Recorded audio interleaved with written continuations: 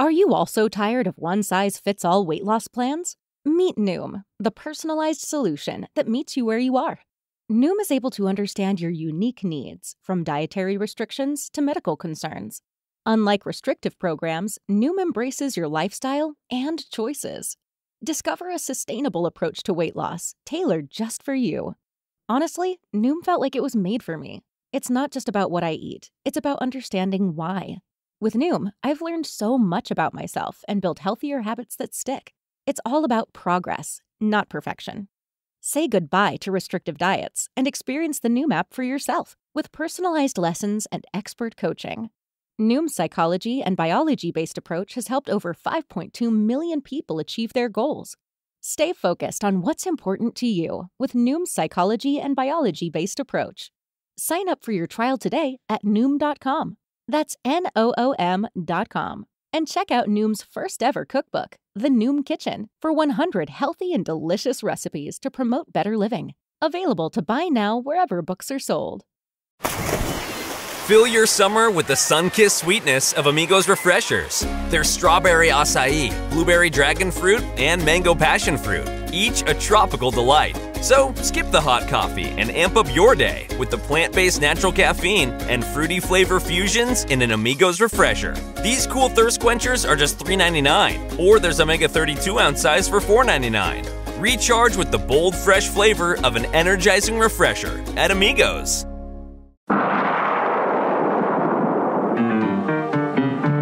Welcome to All About Agatha, the podcast dedicated to reading and ranking every single mystery novel written by the Queen of Crime, Dame Agatha Christie. I am Kemper Donovan, and on this episode, I am filling up some cracks in the foundation that Catherine Brobeck and I built for so many years, reviewing text after text written by Agatha Christie. We are not perfect, and on occasion, we missed some important material out there. Usually in the form of film and television adaptations of Christie texts that we simply didn't know existed, though we also failed to discuss an actual text as well. I will be addressing all of those cracks on this omnibus, this grab bag of an episode. I'm sure there will be more cracks to cover in episodes to come. So if after listening to this, you realize, hey, wait a second, you didn't talk about X because you know something else important that we failed to mention, I would love to hear from you. Email me at allaboutthedame@gmail.com. I will be referencing listener emails a lot in this episode because it was mainly through emails that I found out about some of these long-lost television episodes and whatnot. And just to clarify, these are all English language adaptations that we missed. We know there are many, many non-English language adaptations that we have not discussed on this podcast and even in our bonus Patreon episodes, although we've discussed a few over there. Our purview when it comes to adaptations covered is limited to those in the English language, not from lack of interest, but just by way of a pragmatic constraint, since there is so much material out there beyond what's available in the English language. So I just want to make that clear at the outset. And before I get into specific titles, I will just say that with one exception, all of the adaptations I'll be discussing on this episode are early adaptations. And these early adaptations are short and snappy. They focus on plot over visual aesthetics and even over character. But having just watched these early adaptations in quick succession, I've got to say they're really enjoyable. And in some ways, perhaps even preferable to the slower and more visually lavish adaptations that we're used to, the ones that flourished starting in the 80s through the 90s and now into the glorious 21st century. I have no doubt there are many more of those to come, but it was really nice to focus on some adaptations from long, long ago and see what they have to offer. So, with that in mind, let's dive into Lord Edgware Dies. And this will come as no surprise, but any of the titles I will be discussing on this episode, I am also going to be spoiling. So if you have not yet read Lord Edgware Dies, you are going to want to fast forward quite a bit, actually, before I get to the next title under discussion. And just one note here, listeners, that I am splicing in after the fact. That's right. I'm making a correction to my correction episode. In the conversation to come about Lord Edgware Dies, I refer to the actor who plays Poirot in Lord Edgware Dies mainly as Trevor Austin. His name is, in fact, Austin Trevor. Yes, this is what happens when you have a first name for your last name. But as one who goes by Kemper Donovan, I don't think I really have much of a leg to stand on there. I just reverse the names. The fallibility that I just referred to is very much on display here in this episode. So forgive the confusion and just know that the actor's name is Mr. Austin Trevor. But I'm so thrilled to be able to talk a little bit about Lord Edgware Dies. It's been a while. Jane Wilkinson rears her empty, self-obsessed, murderous head once again. Catherine Brobeck's arch nemesis. So when Catherine and I covered Lord Edgware Dies all the way back in 2017, the very first film adaptation of Lord Edgware Dies, which was released just 1 year after the book was published. The film was released in 1934. The book came out in 1933. This film was not available to view on YouTube, and I am so excited to inform you that it is now available. You just have to go to YouTube and put Lord Edgware Dies into the search field, and it will come right up. This film is now viewable. We had not watched it when we covered the novel. I am now fresh off my own personal viewing. So let's talk about it. This is actually the third of 3 Poirot films released in the 1930s, starring Trevor Austin as Poirot. The film is just an hour and 15 minutes. Very, very snappy. Again, all these early adaptations, super fast. Trevor Austin previously appeared in Alibi in 1931. That was a film adaptation of a stage adaptation of The Murder of Roger Ackroyd. The stage adaptation was not written by Agatha Christie. Also in 1931, Trevor Austin appeared in Black Coffee, which was another film adaptation of a stage play, though in this case, the play was written by Agatha Christie. Black Coffee is the sole original Poirot play she ever wrote. And if you're wondering why Black Coffee was never covered on this podcast, I am happy to direct you to the podcast's Patreon page, www.patreon.com/allaboutagatha, or click on the link in the notes to this episode, because Catherine and I covered this play years ago on Patreon, along with all sorts of other extra goodies in the Christieverse. So have no fear, we have not neglected Black Coffee. Unfortunately, the Trevor Austin film versions of Alibi and Black Coffee are lost. We cannot watch those, but we can watch Lord Edgware Dies. And just a little background here. At this point, when Trevor Austin was playing Poirot, our favorite Belgian detective had already been played by Charles Laughton. He played Poirot in the stage play Alibi, and by Francis Sullivan. He played Poirot in the stage play For Black Coffee. So even though Trevor Austin is the first actor to portray Poirot on film, these other 2 men had already portrayed him on the stage.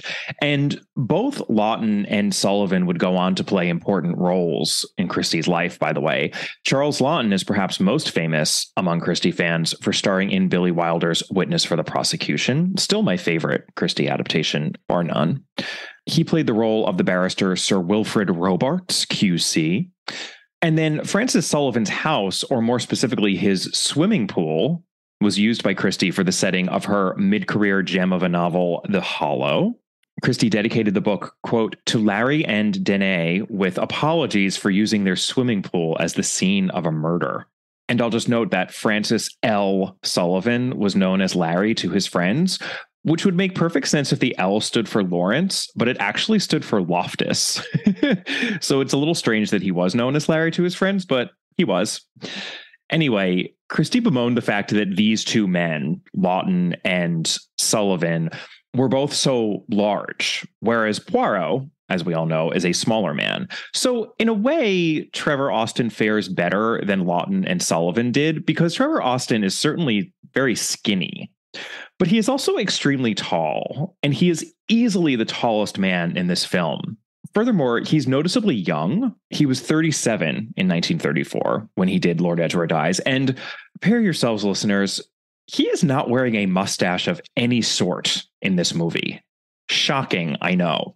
So when it comes to Poirot's appearance, it really took, I think, a long time for anyone to nail what Christie had written on the page. And I know many of you would agree with me that David Suchet is just the only one who really has nailed it thus far. Albert Finney was doing his own thing. Peter Ustinov was doing his own thing. I appreciate both of them.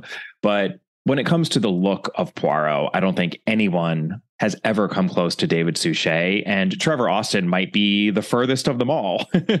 So that was one of my big takeaways from watching this film. And it's funny, but the actor John Turnbull, who plays Inspector Japp in this movie, he is more of a traditional Poirot in terms of body type. He's shorter and rounder. And whenever Poirot, Hastings, and Japp appeared on screen, it was so strange for Poirot to be the tallest, with Hastings in the middle, and then Japp appearing rather teeny by comparison. Just a far cry from what we got in the Suchet series.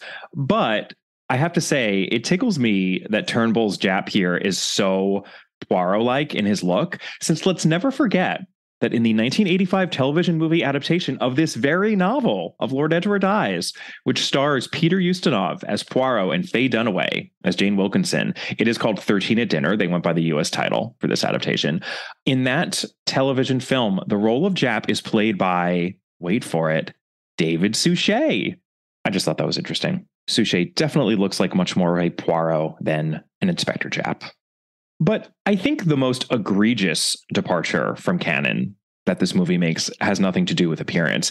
And I'm going to quote my good friend Mark Aldridge, as I so often do, from his book, Agath Christie on Screen, because he always puts these things so very well. It appears that Trevor's Poirot is not Belgian, but French, something that had also been alluded to in the original Alibi play, but was now in danger of becoming his popularly accepted nationality. Picturegoer Weekly flagged up these differences in a brief piece by its editor, S. Rossiter Shepard, under the headline Bad Casting, which highlights that such changes did not go unnoticed. And now Mark quotes from that piece.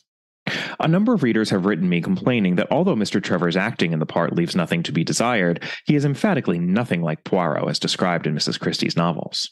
I am a great Poirot fan, and the moment I heard that Trevor was going to impersonate him on the films, I realized that it was bad casting. The detective is described by the authoress as an elderly man with an egg-shaped head and bristling mustache. Austin Trevor is a very good-looking young man and clean-shaven into the bargain. By a coincidence, I happened to run into him in the street this week, and I put the matter to him. Trevor admitted that he was unlike Mrs. Christie's conception of Hercule, but blamed the powers that be for giving him the part. He thinks it is because some years ago he happened to play a Frenchman in a picture. So even though this article is bemoaning the fact that Trevor Austin doesn't look like Christie's Poirot, it's repeating the fallacy about Poirot being a Frenchman, or at least not being very careful about the distinction to be made when it comes to Poirot, that he is in fact from Belgium and not France. That piece was actually in reference to Alibi, the first Trevor Austin film, but all of this pertains to Austin's turn as Poirot in Lord Edgware Dies, because we see him in this very movie being called a Frenchman to his face without any sort of correction. Monsieur Poirot, I believe. At your service, Lady Edgware. Oh, you Frenchmen are so cute. I just love your Parisian manners. And our English policeman, I hope. Oh, why, yes. My friend Captain Hastings. How do you do? How do you do? The lady in that clip, by the way, is Lady Edgware, a.k.a. Jane Wilkinson, although I don't believe she's ever actually called Jane Wilkinson in the film, just Lady Edgware. I suppose if we were to give the film the benefit of the doubt, we could say Poirot was simply being polite here by not correcting her. But as Mark points out, given the extent to which his apparent French nationality is mentioned in secondary material, it seems likely that this is a deliberate intention on the part of the filmmakers.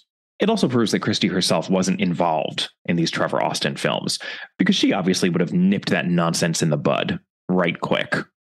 So now for some thoughts I had that I would love to share with you as I was watching this film. The actor Richard Cooper plays Hastings, and he plays him so over the top. He's such a buffoon. He's choking on tea. He's repeating things that Poirot says. He's bumping into things as he walks.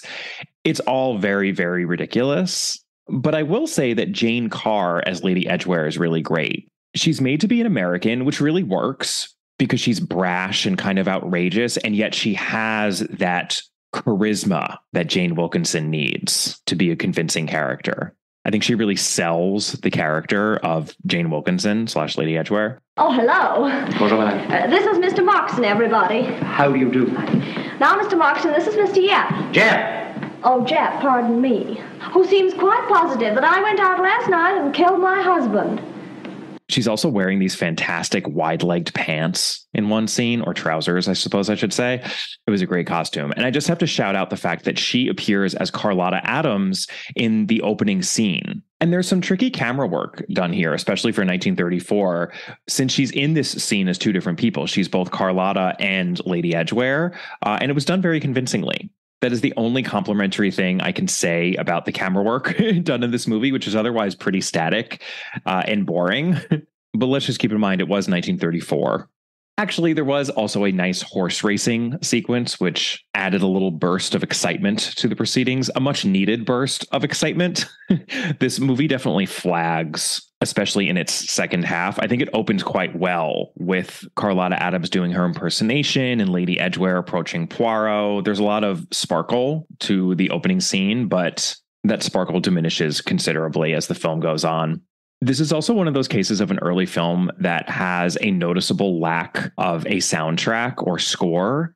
I found it to be awkward, if not painful. There were just so many moments where I was desperate for just a little bit of music, even just incidental music, to cover over the sounds of bodies in motion and what have you. These early movies really do feel like filmed plays, for better and for worse. And then this is by far my biggest criticism. The film ends so abruptly. It really hurtles toward its conclusion.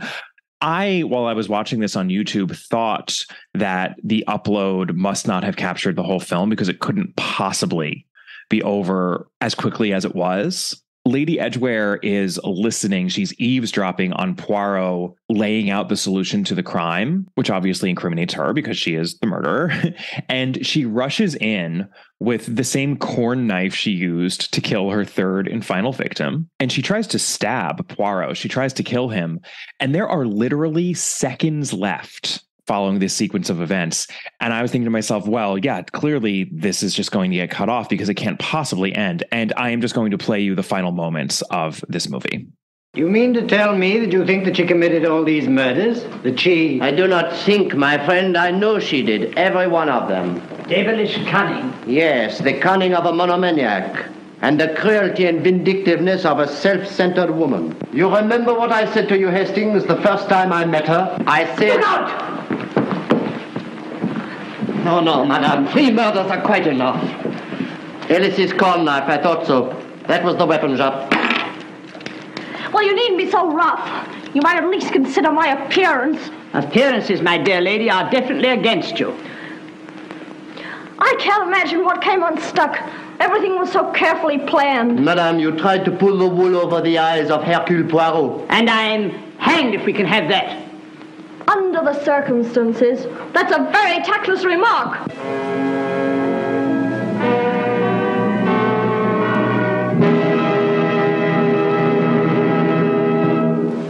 So, yeah, pretty rushed. There's just no question this film was a bit of a rush job.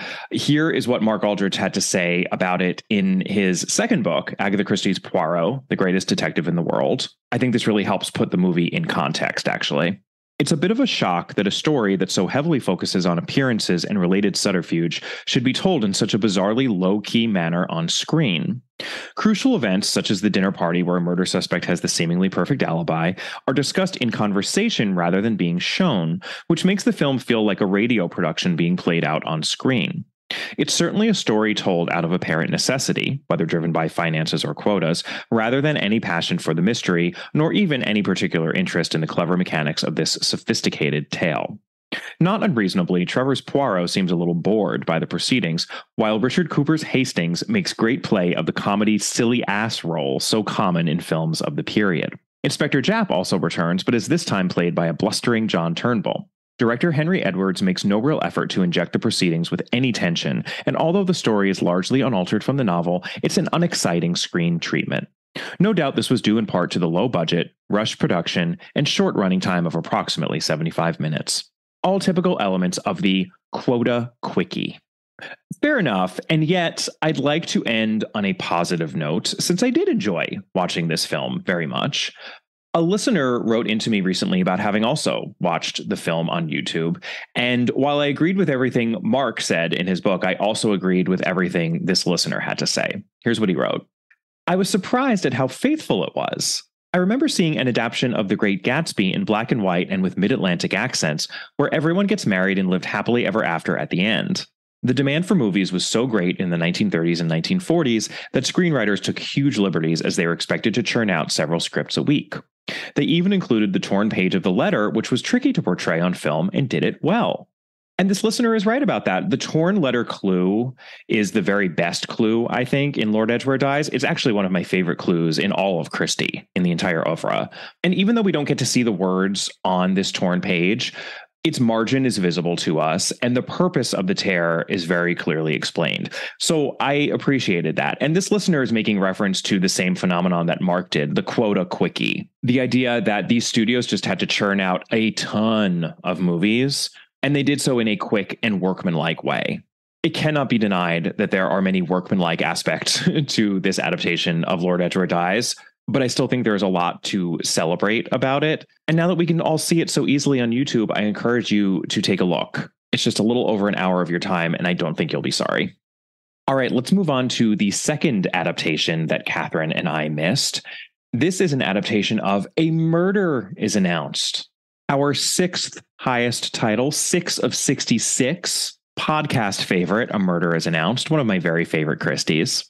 So I just had a chance to talk about the very first screen performance of Poirot by Trevor Austin, and now I am going to talk about the very first screen performance of Miss Marple. It is so egregious that Catherine and I failed to mention this adaptation when we covered A Murder is Announced, but all the way back in 1956, the singer and actor Gracie Fields played Miss Marple in a live televised adaptation of A Murder is Announced, which aired during the holiday period, no less, on December 30th, New Year's Eve of 1956. This was an episode within the NBC anthology series Goodyear Playhouse, which was sponsored by Goodyear, the tire company. The acts of the episode are broken up by very long tire ads. So like Lord Edgware Dies, this is a very zippy adaptation. It's actually under an hour. Unfortunately, this adaptation is much harder to come by. It's the only one of the 4 adaptations I will be discussing in this episode that is not available for free on YouTube. A listener was kind enough to send this adaptation to me, but perhaps it will become more widely available in years to come, and I really hope it does because it is a fascinating artifact. So let's just talk about the cast for a second, because beyond Gracie Fields, we have quite a legend playing Letitia Blacklock. That would be Miss Daisy herself, Jessica Tandy. And then playing Letitia's young cousin, Patrick Simmons, we have none other than an extremely young Roger Moore. That's right, James Bond is in this adaptation. Roger Moore really doesn't have much to do here, but this is actually a great role for Jessica Tandy. She's perfect as Letty Blacklock. Jessica Tandy strikes me as one of those actors like Maggie Smith and Angela Lansbury who was aged prematurely by the roles that she took on.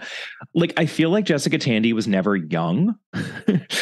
Anyway, young or not, she is truly iconic. She very famously played Blanche Dubois opposite Marlon Brando in the stage adaptation of A Streetcar Named Desire, just 8 years before this performance. That was in 1948, and that was before the film adaptation of A Streetcar Named Desire. She obviously lost the role in the film to Vivian Leigh, who wasn't too shabby herself, but I really could see Jessica Tandy playing the heck out of Blanche Dubois. That performance is almost time travel worthy, I think, right? Go back in time to 1948, see Jessica Tandy as Blanche. And then, of course, a lot of Jessica Tandy's noted film work came later in her career. Not just Driving Miss Daisy, but Cocoon. I was a big fan of Cocoon when I was a kid, and its sequel. And Batteries Not Included. I definitely remember seeing that in the theater. Anyway, I thought she was great in this. She's a perfect Letty. Betty, you are frightened. Oh, Dora, you'll never change. You have the same wild imagination now as you had as a schoolgirl. And I thought the adaptation was pretty good too. With such a quick runtime, we of course have lots of simplification that has to happen, but I was impressed with what this adaptation managed to retain. The episode opens with a suspicious looking man, that would be Rudy Shares, putting the titular advertisement in the newspaper. And then we get credits where Agatha Christie's name is prominently displayed. And then an immediate segue into the action on the night in question at Letty's house. Letty is there, of course, along with her companion Dora and Patrick. Mitzi the cook is our comic relief, just as she is in the book. Then there's a Colonel Harrison, who is the Colonel Easterbrook of the novel, and good old Hinchcliffe and Murgatroyd. They are every bit the coded lesbian couple in this adaptation that they are in the novel. If anything, it almost seemed more obvious to me that they were a lesbian couple in this adaptation, and I found that interesting. I also really appreciated what Mark Aldridge had to say about this. I'm quoting again from Agatha Christie on Screen. The story effectively retains the key plot points of the novel and showcases some of its most fondly remembered characters, such as the spinsters Hinchcliffe and Murgatroyd, played by Pat Nye and Josephine Brown respectively, who are clearly coded as lesbians to audience members who are astutely observing the relationships between characters or who recognize them as a stereotype. Such a relationship was already implicit in the novel, but the sparring between the two actresses makes the affectionate but resigned conversations between them more akin to an old married couple than two friends. In a departure from the novel, it is Hinchcliffe who becomes the final victim of the murderer, leaving the more naive Murgatroyd to fend for herself in the aftermath. The actress's performances help to shore up the relatively thin on-screen characterization in an adaptation that necessarily has to concentrate on plot and atmosphere above all else. I think that's a very fair assessment. You, everyone! I can't get Murgatroyd to come into a room like any normal human being. I've been trying for years. How are you, Colonel? I just said to him, let's pop around to Shendon House and find out if Letitia's hens are laying any better than ours. Nonsense, Murgatroyd. The hens have nothing to do with our being here, and Letty knows that jolly well. We do have, of course, a lot of missing characters. Patrick's sister, Julia Simmons, Colonel Easterbrook's wife, Laura, Philippa Hames, Edmund Swettenham and his mother, Vicar Harmon and his wife, Bunch, who a few of you have been writing to me about recently. I'll have more to say about Bunch Harmon when I cover our final Miss Marple short story in my very next episode. The absence of these characters means we have none of the Pip and Emma business that we get in the text, and perhaps that's for the best. I did not miss the Pip and Emma intrigue. This was live television, and you can tell because there are a few flubs. One time from Jessica Tandy herself. Oh, don't let this silly advertisement spoil our party. But the flubbing was actually most notable to me in the scene where Inspector Craddock interviews Letty and Dora for the first time. It seems pretty certain that he did shoot deliberately at you, Miss Blacklock. The bullets are in line with everywhere you were standing. But why, Inspector? Gracie Fields comes in as Miss Marple about 13 minutes into the episode, which is much too late given how short the episode is. She's actually billed as a special guest star, which doesn't make a whole lot of sense to me since this is an anthology series. Isn't everyone a special guest star? There are no regulars, right? Anyway, no disrespect to Gracie Fields, but I don't know what was going on with her accent. It's vaguely Scottish. About this Rudy Shares Inspector, he was not an admirable character. I never liked him very much. We hardly spoke. But I do remember once he told me he'd been an orderly in a Swiss clinic, but he never mentioned anything about a hotel in Montreux. Probably told his many girlfriends other stories. It's an odd choice for sure. I do think, like the 1934 adaptation of Lord Edgware Dies, and like so many televised episodes from this period, it very much feels like a filmed play. And yet the mystery is all there. At just under 11 minutes, Dora calls Letty Lottie for the first time.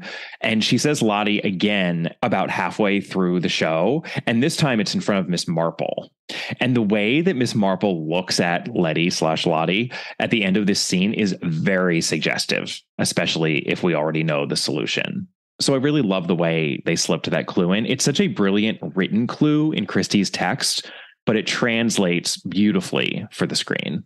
I have to say, I really enjoyed myself watching this adaptation, which is why I was interested to read that the episode was not well received by contemporary reviewers. I'm getting this from Mark Aldridge, of course. I'm just going to be quoting Mark a whole bunch in this episode. But here's what he wrote about that. The reviewer in the New York Times said that the question was not who done it, why?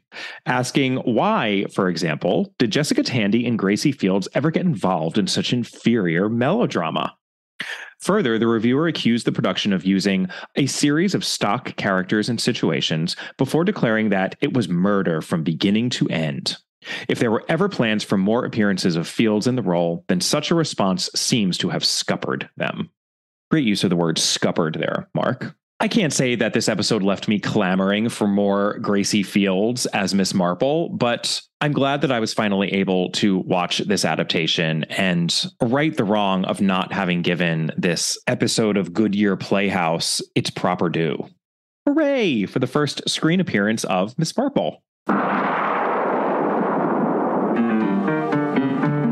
Don't touch that dial. We'll be back in a moment with the rest of our episode. We just wanted to take a moment to ask you, our dear listeners, for a favor. If you haven't already done so, we would very much appreciate it if you take a moment to, give us a rating or a review wherever you're listening to this podcast. It really helps the podcast out because ratings and reviews make it much easier for other Christie fans such as yourselves to find our podcast. And the more ratings and reviews we get, the more people we can reach. It should take you a matter of seconds, and lucky you, we're going to provide you with those seconds right now, so go to it.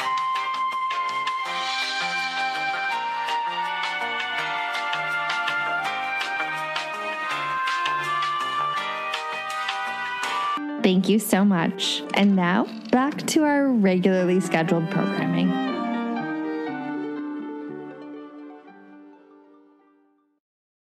All right, let's move on now to The Red Signal. This is a short story of Christie's, not a full-length novel. And when it comes to the episode Catherine and I put out regarding this early short story, there was so very much that we missed.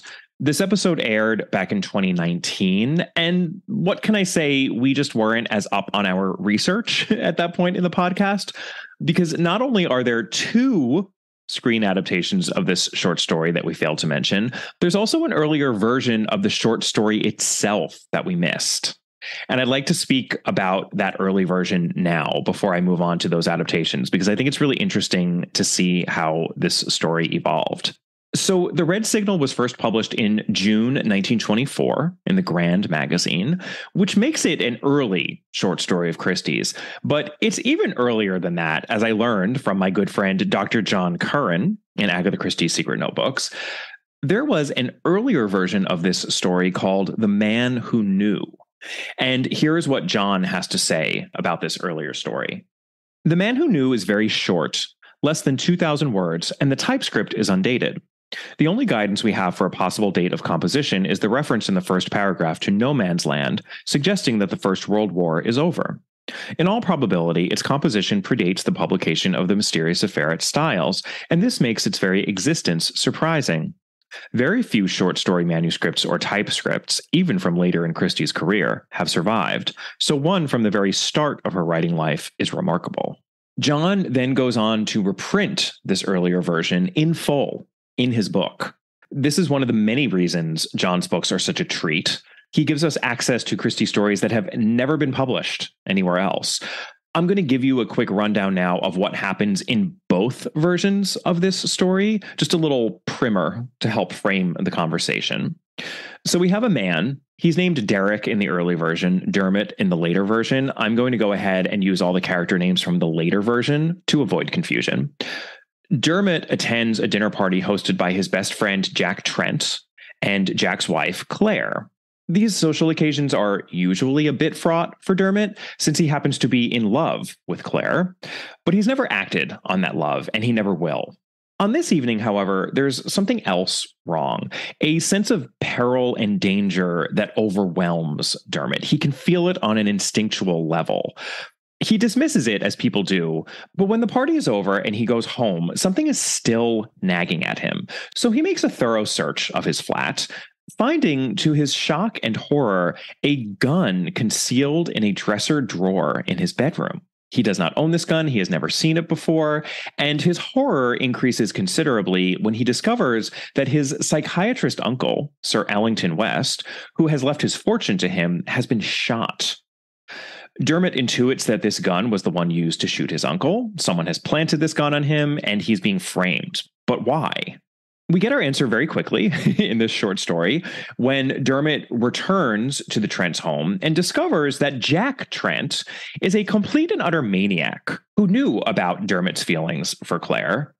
Sir Ellington West, the psychiatrist, was trying to help Jack. He wanted to bring him to a sanatorium, but Jack became convinced that they were all trying to get rid of him so that Dermot and Claire could live happily ever after, because it's made clear that Claire loves Dermot back. This is very much a mutual feeling.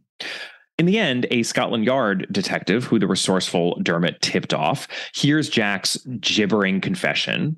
And in the early version, in The Man Who Knew, Jack just conveniently drops dead, whereas in The Red Signal, Jack shoots himself, which is a much more convincing ending. So that is the bare bones plot, which isn't very interesting. Plot-wise, this isn't a particularly interesting story. But what is interesting is what Christie did to spiff up The Man Who Knew and turn it into The Red Signal, because it shows her early in her career honing her skills as a mystery writer and acquiring skills she would put to much better use in better plots in the years to come. So in the later version, in The Red Signal, Sir Ellington West is a much bigger character. He actually appears at the dinner party at the Trents. And after this party, Sir Ellington has an argument with his nephew Dermot, and Christie uses this argument for purposes of a misdirection that is entirely absent from the early version of the story. We are led to believe, for the majority of The Red Signal, that Claire Trent is the one who's crazy, as opposed to her husband Jack. So in the later version, the presence of Sir Ellington West at the dinner party is put down to the fact that he's observing someone to see if they require his professional treatment. And from the start, Dermot thinks that Claire is the one under observation. And unless we're extremely astute, we as readers fall prey to that assumption as well. So when Sir Ellington talks to his nephew Dermot after the dinner party about how Dermot can't act on his feelings for Claire, Dermot thinks his uncle is saying this since he's about to lock Claire up, that they can't have a relationship since Claire is crazy and she's about to be committed. But it turns out that what Sir Ellington actually means is that if Jack Trent is declared insane, then his wife can never divorce him. This is Christie using the law to her advantage, which she would do many times later in her career. And it's a point that one of you listeners wrote to me about after listening to our original Red Signal episode. Here's what this listener had to say. I do have one minor correction, more of an addition/clarification on a short story you covered about 1 million years ago, and it's been bugging me ever since. And as you were nearing the end of the Christie canon and have been doing some housekeeping, as you call it, I thought now was the time to write in. In The Red Signal, when you're talking about the motivations of the alienist uncle in warning Dermot away from Claire, and Claire's distress over Dermot's feelings for her, you describe it as being merely concern from the uncle over Dermot's getting mixed up in a love affair with a woman whose husband is insane. It's actually a little more practical than that. Under British law at the time, someone who was married to a person who has been declared insane couldn't legally divorce them. So Sir Ellington West is warning Dermot away and emphasizing the tragedy of the situation because once he declares Jack insane, Claire is tied to him for life with no legal recourse. And regardless of any feelings she has for Dermot, they can never be together. And now this listener goes on and makes a connection between The Red Signal and 3-Act Tragedy. So fast forward 30 seconds if you haven't yet read 3-Act Tragedy. This is also the point that the murder in 3-Act Tragedy turns on, as Sir Charles can't divorce his mentally incompetent wife to marry Egg. Her death is his only way out of the marriage. This is actually one of my favorite random plot points that crops up in literature fairly often. It's also the issue in Jane Eyre, because it gives a greater sense to the desperation of the situation. When you can't legally end a marriage and extramarital affairs are frowned upon, regardless of the situation, it's a constraint that is particular to older books, but puts some limits and twists on the plot that are interesting to find a way out of, usually with murder and/or deception, which then create their own interest. Thank you for that clarification, listener. I love connecting Christie to Jane Eyre whenever possible. And I think once this misdirection has been added to the story, the ending becomes so much more surprising and satisfying when it turns out that Jack is the crazy one, not Claire. Because not only are we made not to trust Claire, we're also made to trust Jack. In the original version of the story, in The Man Who Knew, Dermot simply shows up to Jack's house, and then we find out that Jack is crazy. There's no rug pulled out from under us feeling, which was an effect that Christie would grow very adept at pulling off. It basically became her signature move.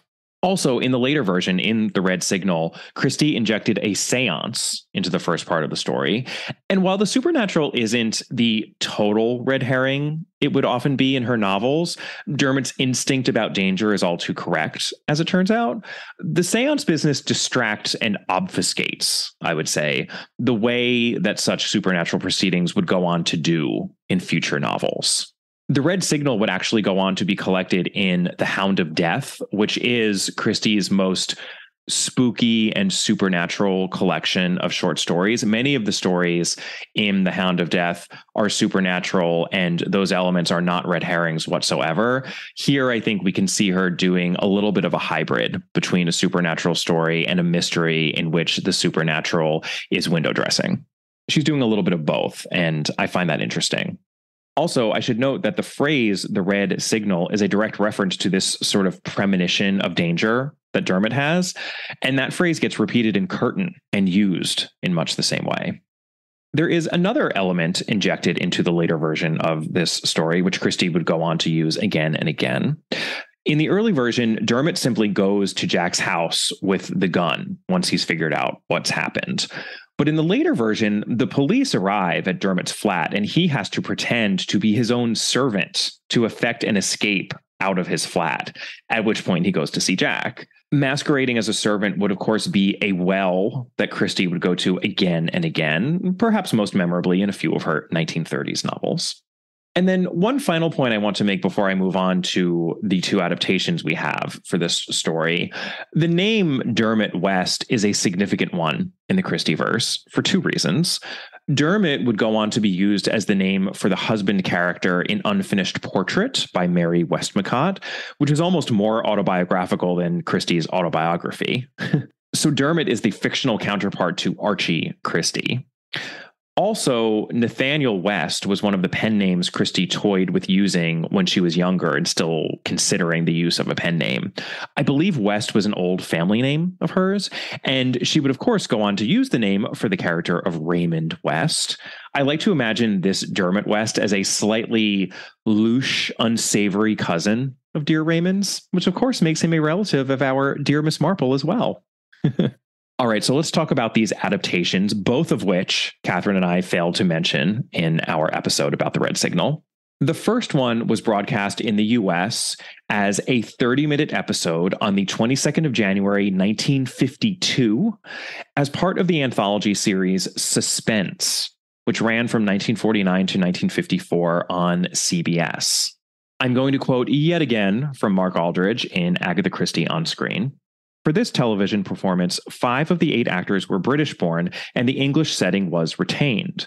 The key character of Dermot was played by London-born actor Tom Helmore, who would later be best known for the role of Gavin Elster, the man who hires James Stewart's character Scotty to investigate his wife in Alfred Hitchcock's Vertigo. I love that. Thank you for that factoid, Mark. Continuing on. The performance opens with strained organ music, which permeates and overwhelms much of the production, a standard fixture of the program's radio incarnation, which had not adapted the Red Signal, and the pained cries of the medium who will be conducting the seance. So the scene is immediately set for a somewhat overwrought drama lacking in subtlety. One of my big takeaways from watching this episode was that the score was so overactive. It was the counterpoint to Lord Edgware Dies. I was desperate for more music when I was watching Lord Edgware Dies. And as I was watching this episode, I was like, please, at the very least, turn the music down. I'm just going to play the opening here because it really does have to be heard to be believed. And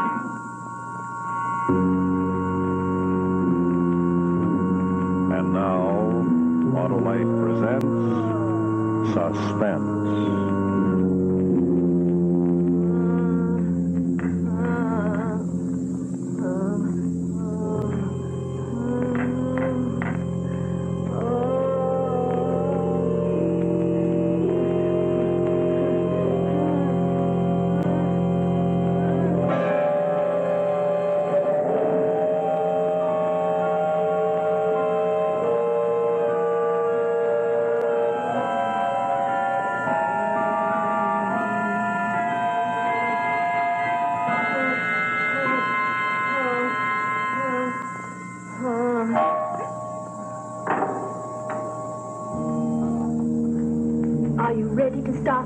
yourself now, Mrs. Cattermole. I love that this TV series is showing its roots in radio by way of its scoring. You can really hear that. That's really interesting. By the way, this episode is 30 minutes with commercials. It actually only runs for 22 minutes, so we fly through this story. But as with Lord Edgware Dies and A Murder is Announced, I found myself enjoying the feverish pace, especially since the core elements of the red signal of the later version of this story really are preserved, including the use of the supernatural seance as a quasi-red herring. There's also a fun action sequence of Dermot escaping from the police, which I appreciated because there's this little detail in Christie's text when Dermot is escaping out of his flat. He shimmies down a small wire lift used by tradesmen, which ran up and down on its steel cable. So that means he's actually sliding down a steel cable. And Christie writes that it cut into his hands, making them bleed, but he went on desperately. I actually winced when I read that because I can just imagine how bad that would be, the steel cable cutting into the palms of your hands. And even though this detail wasn't preserved in this adaptation, I appreciated that they retained the adventurous, adrenalized spirit of Dermot's escape. So that was great. The episode fares a little worse when it's time for Jack Trent to lose his mind, however. So it's you who is the sick one. And it was you who shot him. Yes, I killed him. Because he and Claire were trying to put me away. I waited outside his house while you and he were talking. Then after you left, I went inside and killed him. Then I drove to your flat. And since you were walking, I had plenty of time to get there and plant the gun. There.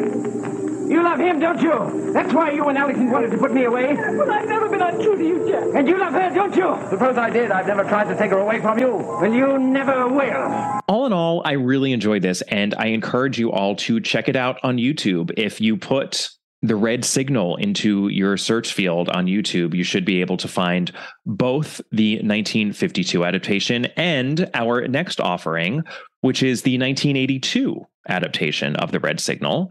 So this was one of the 10 episodes comprising the Agatha Christie Hour.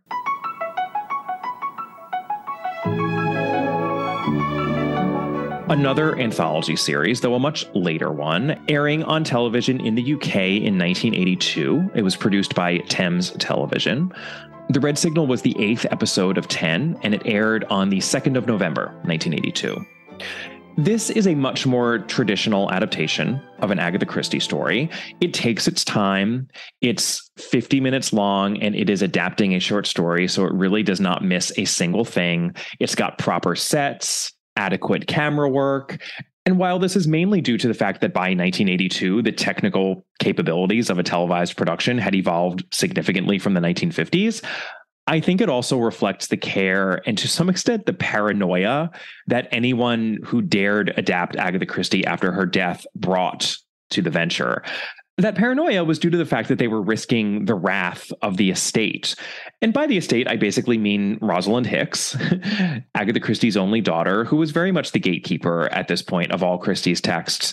But I don't want to minimize what Rosalind did for the Christie estate, because those were different times, and Christie was by no means afforded the respect that she is today, or that she tends to be afforded today.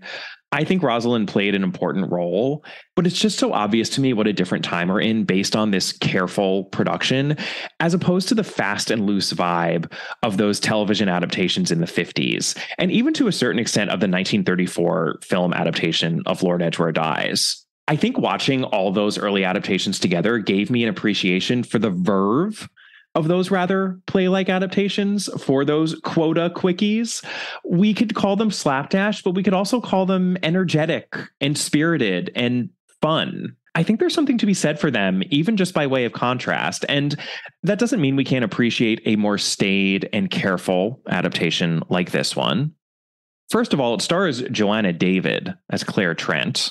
Let's never forget that Joanna David played the unnamed narrator in an adaptation of Rebecca, Daphne du Maurier's Rebecca, just 3 years earlier in 1979, opposite Jeremy Brett, Sherlock Holmes himself. Let's also never forget that Joanna David's own daughter, Amelia Fox, played the same role in the 1990s adaptation of Rebecca opposite Charles Dance. I hold that 90s version is the best, or at least the most faithful adaptation. Sorry, Hitchcock. By the way, if you want more of my and Catherine's thoughts on Rebecca the Text and 4 of its adaptations, I have 2 Patreon episodes for you to listen to over at www.patreon.com/allaboutagatha. Joanna David also appeared in the Joan Hickson 450 from Paddington as Emma Krakenthorpe, and she guest starred in Morse, Maigret, Foyle's War, the Jeremy Brett Sherlock Holmes series. She's Mrs. Gardner in the Jennifer Eel Colin Firth Pride and Prejudice. She's just one of those, oh, that person character actors who you've seen a million times in a million things. So I loved seeing her here. I also appreciated that this adaptation took the misdirection an extra step. When Claire and Jack are interacting, just the two of them, before the party that they host, it really seems like Claire is the crazy one from the get-go. I've told you before not to play with knives. It could cut you. Jack, I found it. And I must make sure that you don't find it again. It'll be safe in there. Shall we go down? Violet's already here. This adaptation includes an extra dinner guest named Violet Eversley, who is in Christie's text. She's a bit of a bore and a chatterer. She's much more entertaining in the adaptation, actually, than she is in the written story. She's more of a presence here. But much of her dialogue and Sir Allington's dialogue is lifted directly from the text. Again, super faithful, super respectful adaptation here. This adaptation also makes a very subtle and smart alteration in that when Dermot is talking about a previous moment in which he felt the red signal, he talks about having been attacked in a tent when he was in Mesopotamia. That's straight from the text, but Dermot also mentions that Jack was there with him, and they never really did figure out who had attacked Dermot in this tent. As written in the text, Dermot does find out who attacked him afterward, and it has nothing to do with Jack, but it's a nice little extra moment thrown in there that I appreciated as someone who had just read the story and was looking for all of the ways in which an astute viewer might be able to figure out that Jack is the villain. So that was a nice touch. And when it comes time for Jack's crazy scene, it goes much better here than in the 50s version. She's afraid of me, you see. Poor, beautiful Claire. Been afraid of me for a long time. That's why she sent for your uncle, that famous helper of... what is it Violet calls them? Loonies? And he won't be helping them anymore. Look at it, Dermot. Did you ever see such a beautiful knife? She always knows when I'm thinking of it. I'm saving it for her. Interestingly, Jack is killed by a knife, not a gun. And while I was watching this, I thought to myself, oh, wow, that's a rare departure from the text. But Christie does, in fact, make mention of a long, sharp knife that Jack often has on his mind. And Claire is very much aware of this knife that Jack thinks about. She's quite terrified by it. So the creative team here made the choice to run with the knife theme in this version, and it works. This is a very smart adaptation, and I think one of the better episodes within the Agatha Christie hour. I'm going to go ahead and give Joanna David a lot of the credit for that. I didn't really expect to have a through line for this episode, but I just want to emphasize how much I appreciated the vivacity of those early adaptations. I don't think we watch them that often as Christie fans. Some of them are quite hard to come by, but thank goodness for YouTube and other streaming platforms, because I think it's never been easier to watch many of these early adaptations, and I hope that more of them become available. They're an important part of the adaptational landscape of Agatha Christie, both in terms of where they would lead us later in the 20th century to David Suchet and Joan Hickson and beyond, but also in and of themselves as artistic works and cultural artifacts. So give them a look if you haven't already, and let me know if there are more adaptations that I am missing, because there is always more when it comes to Agatha Christie. There's always going to be something that I'm missing, and thank goodness for that.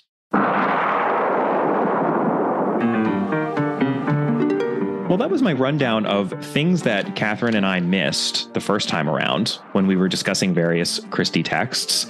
A grab bag of an episode, a bit of a motley assortment.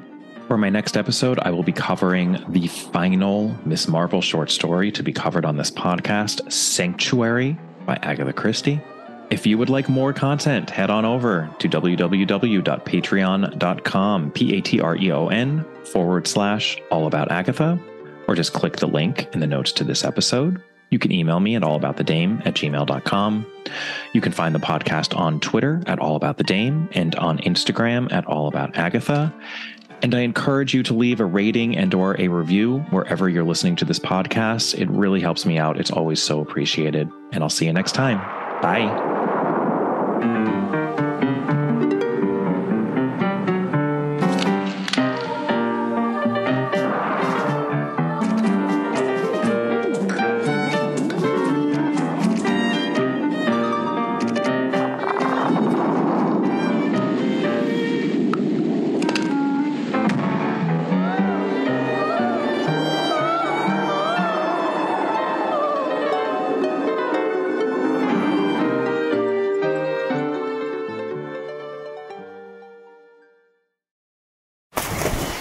Fill your summer with the sun-kissed sweetness of Amigos Refreshers. There's strawberry acai, blueberry dragon fruit, and mango passion fruit, each a tropical delight. So skip the hot coffee and amp up your day with the plant-based natural caffeine and fruity flavor fusions in an Amigos Refresher. These cool thirst quenchers are just $3.99, or there's a mega 32-ounce size for $4.99. Recharge with the bold, fresh flavor of an energizing refresher at Amigos. If you're in business, you probably have a website, but can your site handle your growth? How many visitors before your site slows down or crashes? What about storage and data security? From web hosting to virtual servers, Pair Networks provides the online infrastructure you need to start, grow, and flourish. When it comes to security and updates, don't worry, we've got you covered. Our 24/7 US-based customer support is the best in the industry. No frustrating chatbots or sitting on hold for hours. Check out pair.com today to learn more. That's PAIR.com.